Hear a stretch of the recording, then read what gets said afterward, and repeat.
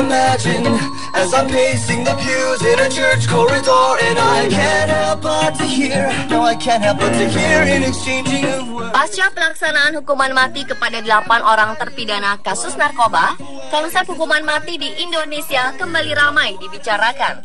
Namun di luar dari segala kontroversi yang ada, berikut On The Spot akan membahas beberapa fakta menarik mengenai hukuman mati. Closing the goddamn door, no, it's much better to face these kinds of things, but the sense of poison rationality, I don't.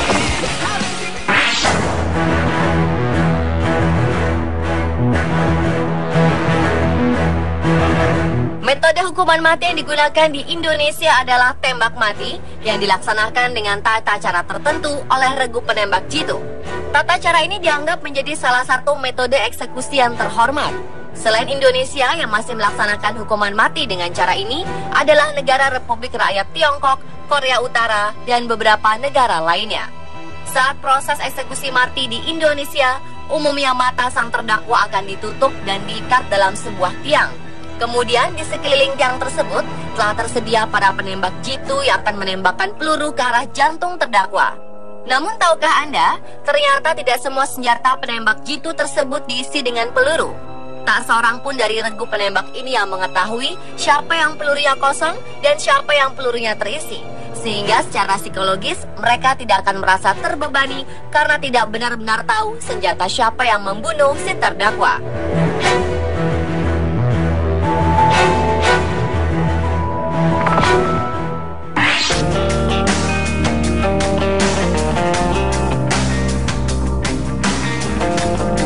Berikutnya hukuman mati yang paling cepat dan tidak menyiksa. Dari sekian banyak metode hukuman mati yang diterapkan di beberapa negara, ada yang dianggap tidak manusiawi dan menyiksa terpidana mati sehingga ditinggalkan. Dan ada yang dianggap paling cepat dan tidak menyiksa, sehingga masih digunakan hingga saat ini. Dari metode yang masih digunakan, rata-rata terdakwa tewas setelah 6 detik, seperti hukuman gantung dan tembak mati. Namun ada metode yang membuat terdakwa paling cepat tewas, yakni hukuman pancung, dengan rata-rata waktu kurang dari 8 detik. Hal ini disebabkan pasokan oksigen yang dibawa darah ke otak otomatis langsung terhenti. Saat terputusnya leher, otak sudah tidak merespon atau melakukan perintah lagi lewat syaraf-syaraf, baik yang menuju otak maupun yang akan menuju tubuh. Beheading atau pemenggalan kepala merupakan metode eksekusi yang umum digunakan. Meskipun banyak negara mengizinkan beheading oleh hukum, Saudi Arabia adalah negara yang paling sering menggunakannya.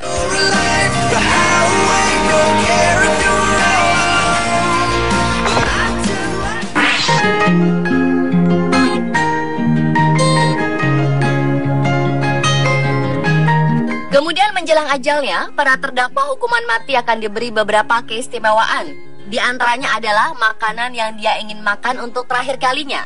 Banyak tahanan yang meminta makanan mahal, seperti kaviar dan lobster pada masa-masa terakhir hidupnya. Sebab itu pemerintah di beberapa negara membatasi harga untuk permintaan makanan terakhir. Uniknya di Amerika, terdakwa hukuman mati akan diberi fasilitas lebih menjelang eksekusinya. Sambil menunggu eksekusi, terdakwa akan diizinkan untuk melengkapi kamar tahanannya dengan DVD atau Xbox. Bahkan jika si terdakwa mau, dia diizinkan untuk memelihara kucing atau anjing menjelang hari eksekusi. And you let her go. My hands, your hands, tied up like two ships drifting, weightless, waves trying. Terkait biaya, dana yang dihabiskan untuk pelaksanaan hukuman mati ternyata cukup besar, yakni mencapai jutaan dolar untuk setiap tahanan yang dieksekusi. Sebagai contoh, New Jersey yang tidak menerapkan hukuman mati selama 50 tahun menghabiskan sekitar 250.000 US dollar atau sekitar 3,1 miliar rupiah untuk sistem hukuman matinya. Sementara California, di mana lebih dari 700 orang dieksekusi mati, sudah menghabiskan biaya eksekusi sebesar 300 juta US dollar atau sekitar 3,7 triliun rupiah untuk melaksanakan hukuman mati. Di Indonesia sendiri, berdasarkan informasi dari Jaksa Agung HM Prasetyo dan Kepala Pusat Penerangan dan Hukum Kejaksaan Agung Tony Spontana, anggaran untuk setiap terpidana mati adalah sebesar 200 juta rupiah per orang. Anggaran tersebut untuk membiayai seluruh persiapan menjelang eksekusi, saat eksekusi, dan setelah eksekusi. termasuk untuk rapat koordinasi, biaya pengamanan, biaya konsumsi, biaya transportasi, eksekutor, biaya sewa mobil, biaya penginapan eksekutor, biaya regu tembak, dan lain-lain. Meski memiliki angka yang cukup besar, tapi sebagian orang menganggap wajar hal tersebut karena jelas rinciannya. Dan karena alasan keamanan, lokasi eksekusi memang cukup jauh dari perkotaan.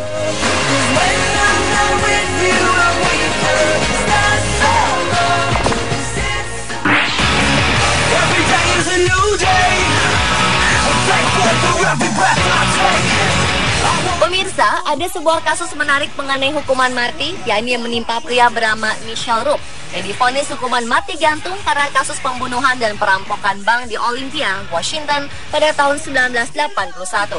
Namun hukuman gantung ini ternyata berhasil menyelamatkan Michelle Rupp dari hukuman mati karena alasan ia memiliki berat badan berlebih, yakni sekitar 180 kg. Pengadilan menilai Rupp terlalu berat untuk digantung. Sebagai gantinya, dia harus menjalani hukuman seumur hidup sejak 1994 hingga akhirnya ia meninggal pada tahun 2006 di penjara Washington karena penyakit liver.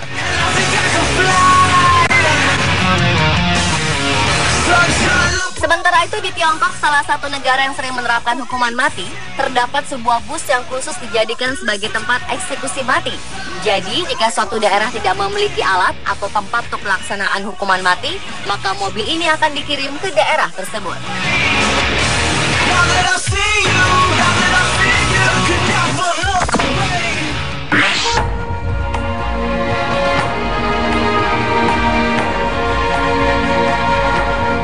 Kemudian di tengah memuncaknya ketegangan politis antara pemerintah Australia dan Indonesia, pemerintah Indonesia tetap menjalankan eksekusi hukuman mati sesuai dengan hukum yang berlaku, termasuk terhadap dua Bali Nine, Andrew Chan dan Myuran Sukumaran. Pasca eksekusi, Perdana Menteri Australia Tony Abbott menarik Duta Besar Australia untuk Indonesia Paul Gregson dan belum dipastikan kapan akan kembali ke Indonesia. Saat Australia masih sibuk melontarkan beragam reaksi atas eksekusi mati dua warganya di Indonesia beberapa waktu lalu, ternyata belasan warga Australia juga menghadapi ancaman hukuman mati di berbagai negara lainnya.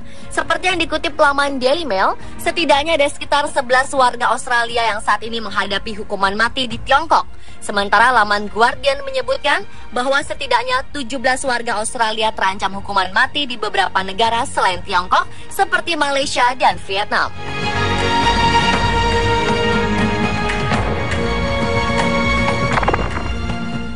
I wanna wrap you up, wanna kiss your lips. Sistem hukuman mati ini masih menjadi perdebatan di seluruh dunia. Sebagian berpendapat bahwa eksekusi mati menyebabkan permasalahan yang lebih kompleks, seperti dendam yang mungkin timbul dari orang yang keluarganya dieksekusi mati. Karena jika nyawa dibayar nyawa, maka siklus yang sama akan terus terjadi dan kita terjebak di lingkaran saling membunuh. Sementara sebagian berpendapat bahwa hukuman mati memberikan efek jera yang jelas sehingga tidak ada yang berani untuk melawan hukum.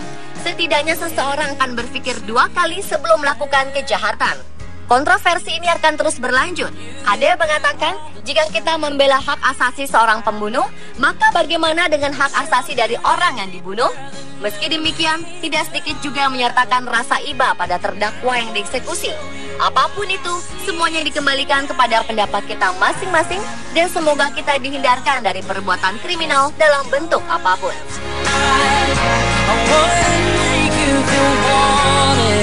Pemirsa, itulah berbagai fakta menarik mengenai hukuman mati.